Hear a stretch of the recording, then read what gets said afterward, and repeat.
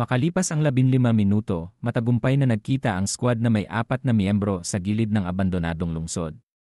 Nakatayo sila sa isang lumang konstruksyon, nagpapahinga at bumabawi habang nagpapalitan ng impormasyon.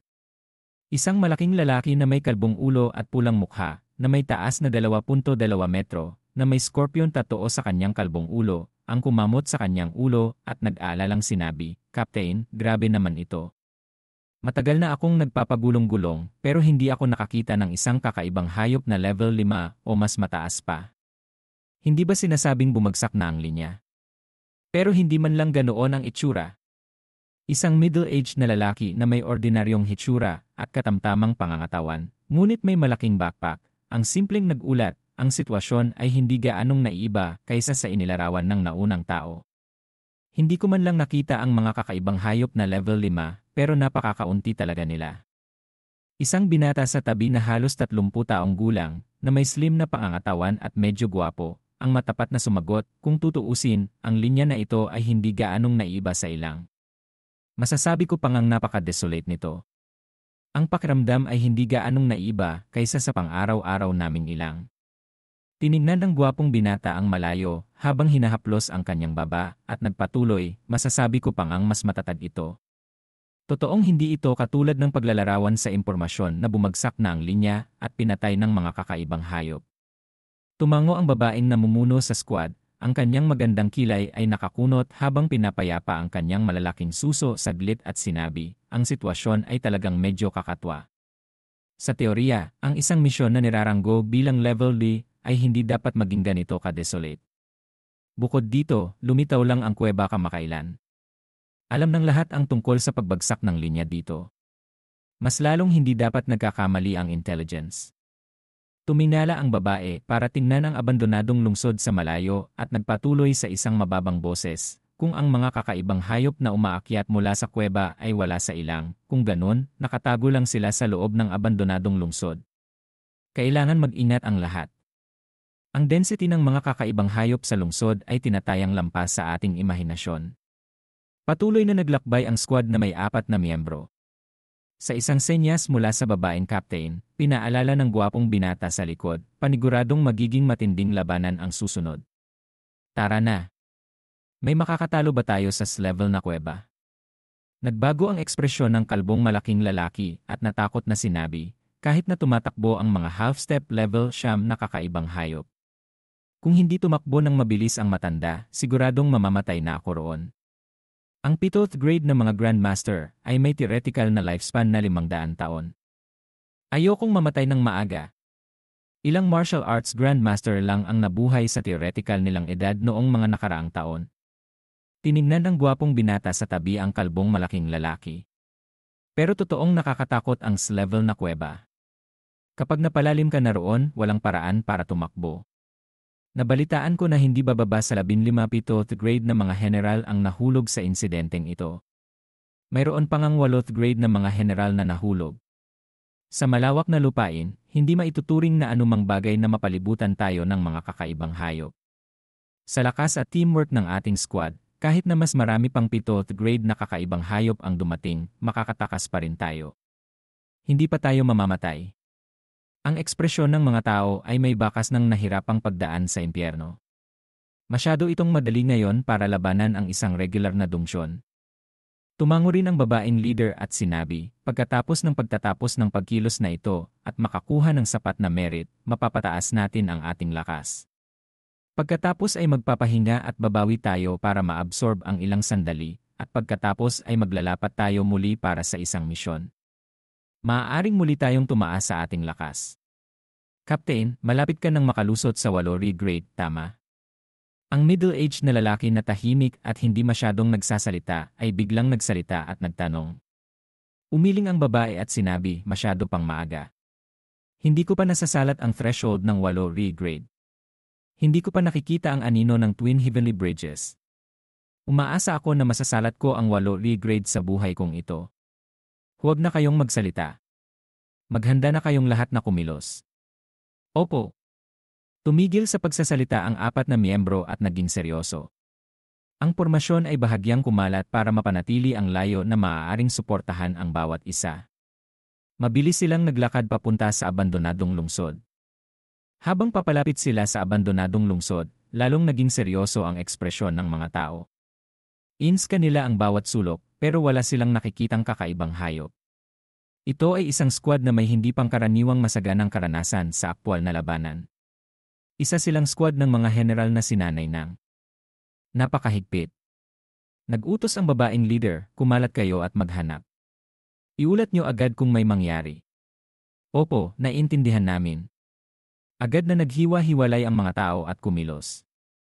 Mabilis na pumasok ang kanilang katawan sa iba't ibang distrito. Pagkalipas ng mahigit kalahating oras, sa isang abandonadong plaza sa gitna ng lungsod, nagkita muli ang apat. Kinuha ng kalbong malaking lalaki ang scanner at nag-scan sa paligid. Pagkalipas ng ilang sandali, hinihipan niya ang usok at sinabi, ipinapakita ng detektor na walang panganib 100 metro sa timog. Naunang iginilid ng gwapong binata ang kanyang espada. Hindi rin siya nakakita ng kakaibang hayop at nag-ulat, wala ring pambihira sa Hilaga. Nakakapagtaka.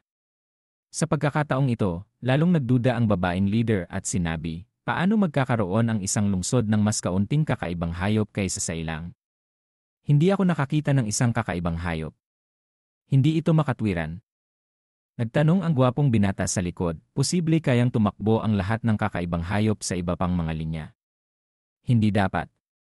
Umiling ang babae. Ang mga kalapit na linya ay may napaka-stable na sitwasyon. Walang anumang hindi inaasahang nangyayari. Kung tumakbo talaga ang lahat ng kakaibang hayop sa iba pang mga linya, dapat nagpadala ng mga tagubilin ang superiors na nag-uutos sa amin na tumalikod para magbigay ng reinforcements.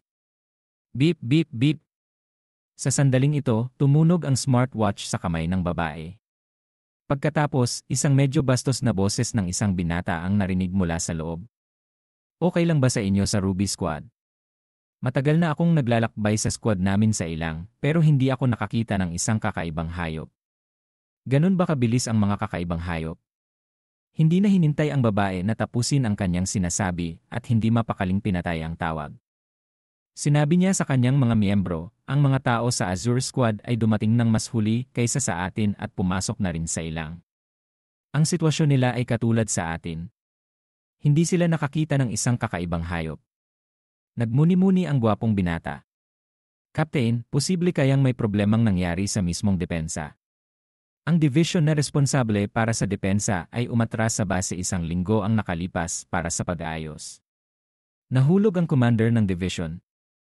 Paano hindi masisira ang linya? O kaya, diretso tayong pumunta sa kuweba para makita kung may problema.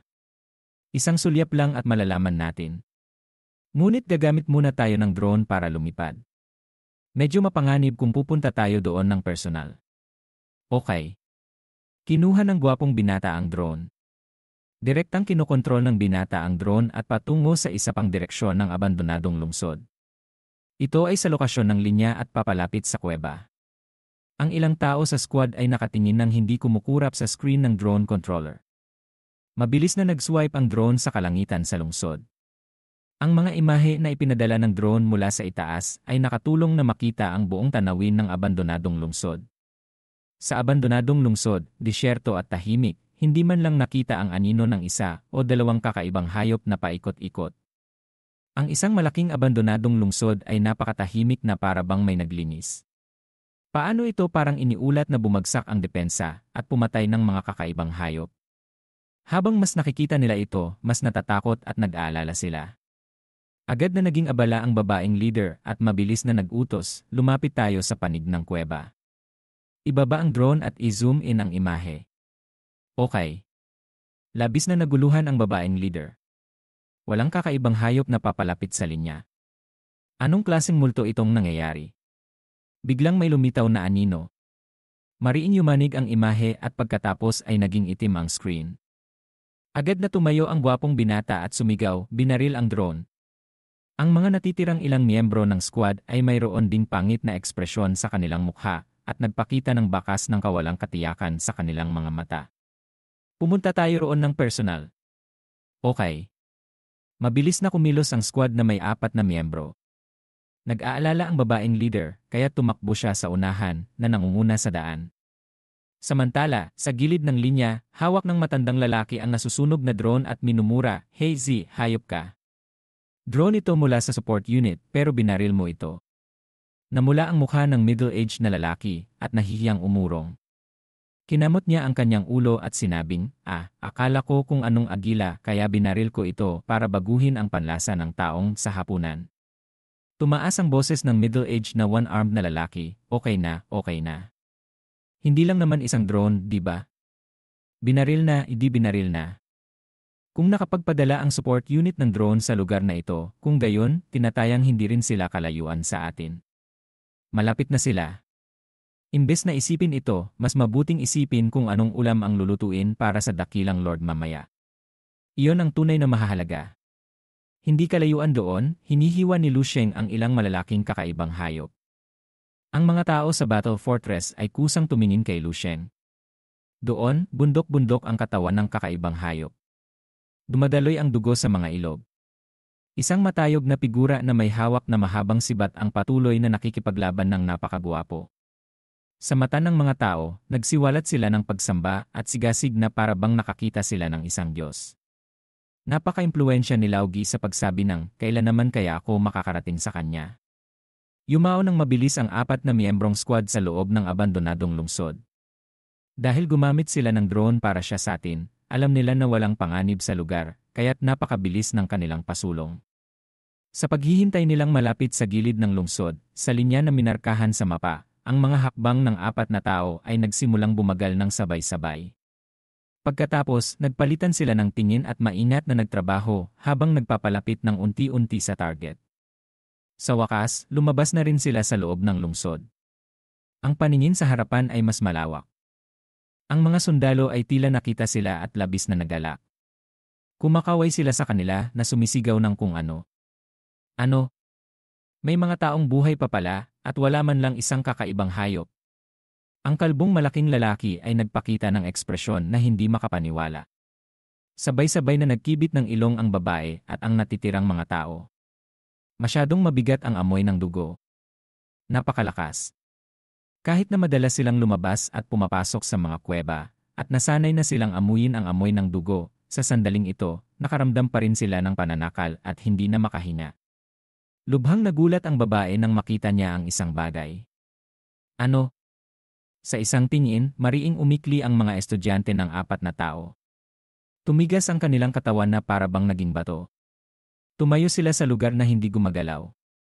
Nakita nila ang napakaraming bundok-bundok na katawan ng kakaibang hayop. Ang sariwang dugo ay nabasa ang lupa na nagiging malalaking patch ng madilim na pula. Nagkakumpulan ang mga katawan ng kakaibang hayop na bumubuo ng 2 mahabang pader ng laman.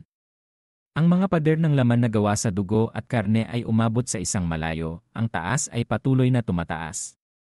Sa malapit, sa gitna, ang mga katawan ng kakaibang hayop ay nakasalansan para bumuo ng isang bundok. Ang 2 bundok ng katawan, isa sa kaliwa at isa sa kanan, ay parang 2 malalaking haligi ng isang malaking tarangkahan na walang bubong. Sa kaliwa ay ang bundok ng katawan ng 7th grade na kakaibang hayop at sa kanan ay ang bundok ng katawan ng 6th grade na kakaibang hayop. Ang babaeng leader ay parabang natatakot na umangat para tumingin. Ang mga katawang ito ay lahat ng matataas na kakaibang hayop.